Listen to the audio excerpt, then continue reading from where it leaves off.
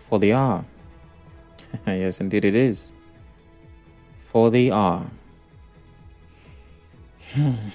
Okay.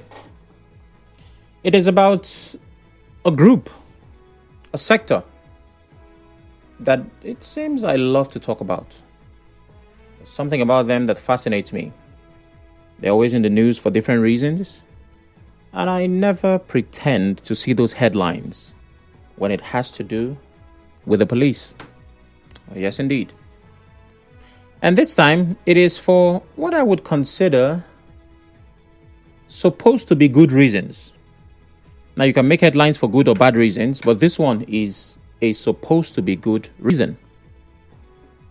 So what is it? Well, let's head straight to business.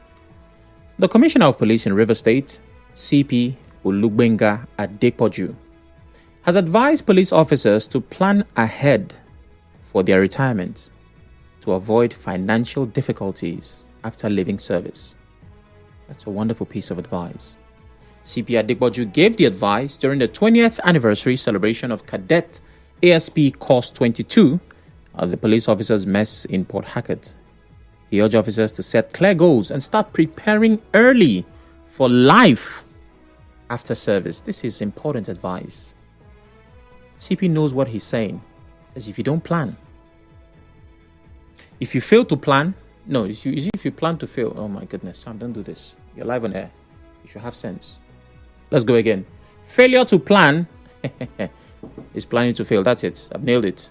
Let's hear from the CP. There's no person you can get than yourself. There's nobody that likes you more than yourself. You have to start planning your life now.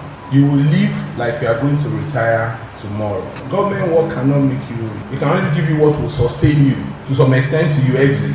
So if you are waiting for manna to come from heaven or anything, miracle to be performed, you are deceiving yourself. And there is a little to what your colleagues can help you with when the chips are down. The only thing that can help you is to plan and pray. Have a goal, set a goal for yourself. I like that. Spoken like a police boss. Okay. Well, let's keep moving on. There should be some plans ahead. The Assistant Commissioner of Police, ACP Israel Ukpong, also spoke on behalf of Course 22 members. I want to say a big thank you to God for keeping us to fulfill our dreams. God has indeed been so faithful to us individually and collectively. The journey began with a total number of 609 cadet officers, but as fate will have it, the number has depreciated sadly to about 510 as a result of death, retirement, resignation, and other occurrences. This journey has been characterized by high and low moments. Thank you. That's amazing. As you can tell, I'm going to have a couple of reactions to the CP statement. Is he right? Yes, he is. Doesn't matter who you are or what you do, you need to plan for the future. Because there is life after work. The thing about youth is not just that you have time, it is that you have strength. So as a young person, there are things that you can pull off that at an older age you just cannot.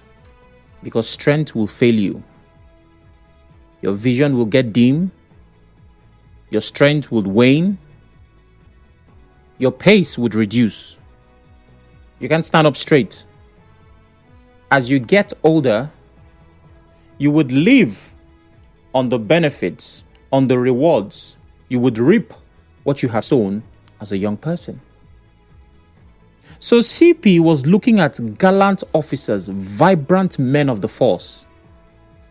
And in his mind, he very likely thought, this strength will fail you at some point. What will sustain you financially when you get to that point? And so he said, you need to plan for your financial future. I'm certain you know where I want to go with this. And I'm just hoping that before I get there, we'll just hear breaking news. Police officers now earn better. And I'll say, you know what? Yes, Sam, what do you want to say? There's no need. I don't think it's important. But what does it take to plan for your financial future? Let's even look away from the police. If you look that up, you would get these results. Start early and be consistent. Set clear retirement goals. Create a retirement fund. Take advantage of employer benefits. Diversify investments. Reduce debt before retirement. Debt as in not dying, like owing someone. Have an emergency fund. Plan for healthcare costs. Explore passive income opportunities. And seek professional financial advice. All of these points, 10 in total, only make sense if there is steady and sustainable income. You cannot set clear retirement goals, start early and be consistent, create a retirement fund, take advantage of all of these things. If it's 5K or 10K, 15, 20, 30 that is coming in monthly, you can't pull it off. Once upon a time, it seemed like the take-home pay could take you home. You know why? Because other things that it was supposed to cover was handled by the system.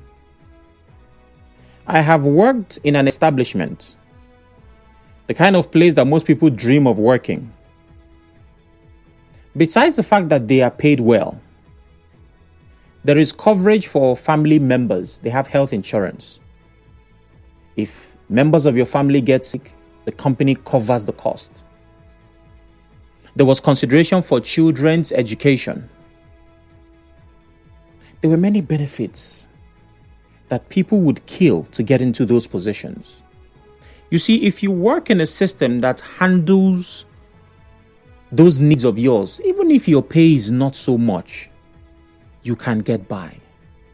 So CP, while this is amazing advice, what are they going to plan on?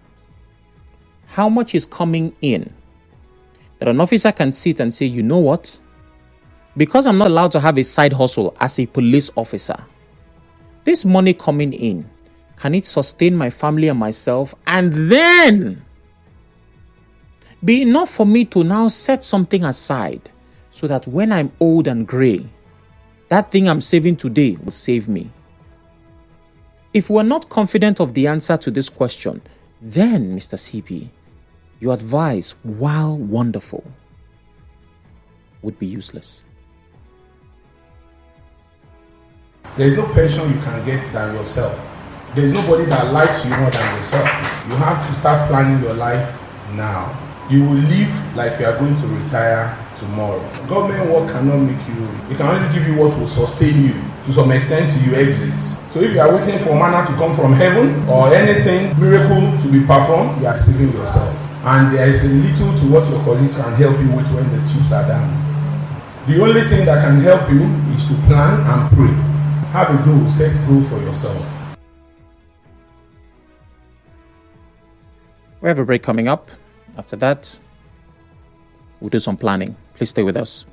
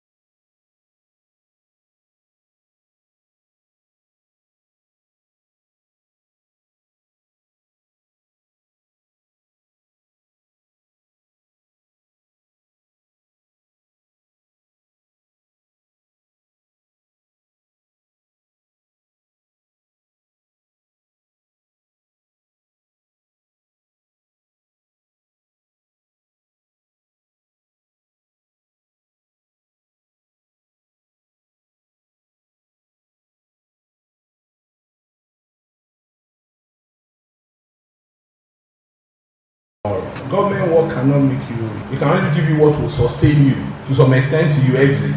So if you are waiting for manna to come from heaven or anything, miracle to be performed, you are deceiving yourself. And there is a little to what your colleagues can help you with when the chips are down. The only thing that can help you is to plan and pray. Have a goal, set a goal for yourself. The words and voice of the Commissioner of Police, Rivers State Police Command, CP Olugbenga Adepoju, stating that officers should plan. And yes, he does have a point. It's a very great piece of advice. But there isn't a lot to plan on. Unless, of course, he's advocating for a side hustle, then we can understand and talk about the constitutionality of that. Now, before the break, I talked about how difficult or close to impossible it was for police officers in this current police force. How impossible it is for them to plan on their basic pay. Now, going away from that, there is a report from The Punch which was published exactly a month ago. It's from the 3rd of January 2025, and the headline reads, Retired DSP faults 1.7 million naira gratuity and 40,000 naira pension after 35 years of service. I'll take the lead of this story and then open the phone lines. Esther Marcus, a woman who claims to be a retired deputy superintendent of police from the Nigeria Police Force, shared her experience of being underpaid after 35 years of service. In a now viral video, Marcus, who claimed to have joined the force before clocking 16, disclosed that after retiring in 2018, she received 1.7 million naira as her gratuity and was subsequently placed on a monthly pension of 40,000 naira. In her words, after serving for 35 years, though I joined Nigeria Police at a very young age, I escorted a friend. Unfortunately, she was not selected, but I was chosen because I was tall, even though I was not 16 yet. When I retired in 2018, I waited for over a year. I was given 1.7 million naira after 35 years of service. Then after waiting for another 3 months, they started paying me 40,000 naira as my monthly pension. As you can tell, Esther was dissatisfied by this, as anyone should be. 35 years of service. With the current economic reality, it does not make sense. So what plan could Esther have had to have sustained her for this time of her life? Unless, of course, the report is false. Maybe Esther is lying against the police, or this one time, the Punch just did not get it right. So let's break it down, because now we have an actual figure. A lady who retired as a DSP. 1.7 million naira. There is an example for 35 years of service. There is no reasonable car you can buy for 1.7 million naira. I know how much my car costs right now. You cannot buy land in a good area in most parts of Nigeria for 1.7 million naira. So let's say this woman was really looking to take this wonderful advice. How exactly can she plan? While she was in active service, with what she was getting, how was she going to put that together and make something of herself? Raise a family with a couple of kids and still have something on the side? Which is why too many police officers are subscribing to their most popular side hustle, which is collecting money at checkpoints. While we don't endorse it or approve of it, at least we understand it. So how can this plan be activated? And I have nothing against the advice, because it is valid advice. It's amazing advice. This is not even the kind of advice you get from a boss. It's the kind of advice you get from a father. But how can we do it with where we are? The debate on police welfare has been raging for years. It's a never-ending conversation. The last time the IG was at the National Assembly, to still talk about officers' welfare, senators got angry and argued and scattered the whole thing. So how do we pull off this plan? 08179230002, 08179230003. WhatsApp is 080-903-06-416. Live on Facebook and Twitter at Nigeria Info. PH, watch, listen, and drop comments on those platforms. We don't have a lot of time, so you need to get your thoughts in right about now. The Police Commission should also do the needful by planning for their officers' retirement, as they are advising the officers to plan for their retirement. So, of their take-home, can't put 3 square meals on the table for the police as a government-owned institution and should show by example. Day Sayafa says, "Hello, Sam," says, "What's the CP saying? Police in Nigeria has nothing to fall back on. They are poorly paid, no insurance policy for the force. You can't plan for the future with 15 naira collected on the road. Pension in Nigeria is a waste of time and energy, so nothing to plan for." And with the Nigeria police, or is CP saying they should open their own police station? They should open their own police station? Okay. And Augustine says, "Greetings again. How can we really quantify and justify what the police officers are going home with? How is life of a policeman being structured during and after service? The CP is directly saying that the country has no plan for those that they've put in several working in the country. The advice of the River CP should only be commendable where the take-home package is reasonable for an officer. Lest I see it as an advice that will further trigger increase in the 100 naira collections we see on our roads, and also other illegitimate means of raising money, knowing that manna will not fall after retirement. The government should restructure the institution by providing healthcare, trade money, welfare after retirement," Augustine Aaron says. I'm going to take a call shortly while that is being screened. Waike Odnaka says the police hierarchy should also advocate for improved welfare of the policemen and women, as they cannot plan and save for the future with the payments they receive now. Donald calls from Port Hackett. Good afternoon, Donald. Good afternoon. Sorry, good evening. Good evening. Not afternoon. Please go ahead. We all know the problems in the police force is having: corruption, mismanagement of budgetary allocation. I think we have to look at a very comprehensive strategic action to fix the problem of the police without being afraid. No, please turn off your radio. Sorry about it. Without being afraid of what's going to happen. I think it's high time the government decentralizes the police. Some of that in other clients, police is controlled by local government. It's high time that we disintegrate the police so that the cost centers for the police can be placed under proper accountability system and structures, so that every income made by the police by way of offenses, penalties, can be accounted for and be looked back into their remuneration, their payment, their welfare and pension. As long as we have a federal structure system, it's going to be abused. And that's why the police are where they are today. All right. Thank you very much. Tombiabo from Tombia calls. Good evening. Good evening. Good evening. Please go ahead. Good evening. Okay. You see, this is a country where retired ASP is is being given 1.7 million for 35 years. You know, and this is just barely maybe $1,000, if I'm not mistaken, for 35 years. See, sometimes I don't like talking about Nigerian police because these are the same persons they used to oppress us, the Nigerians.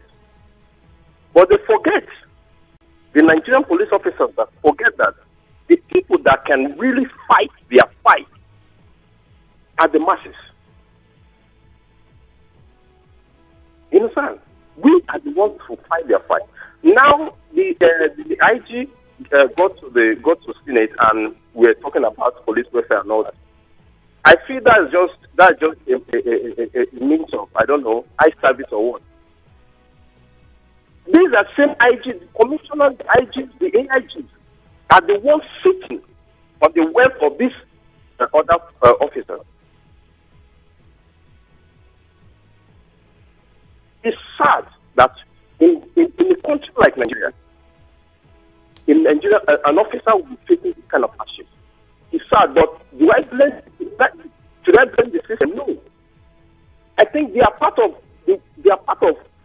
their problem. The Nigerian police officers are part of their problem. Thank you. Thank you very much, Tombiabo. We're close to wrapping up this conversation. Our program comes up in a matter of minutes, but there are some of concern as they are funded during and after service. I decline joining the force, even with required certificates, because of the force structure. Our police system will work, Jay from Port Harcourt says.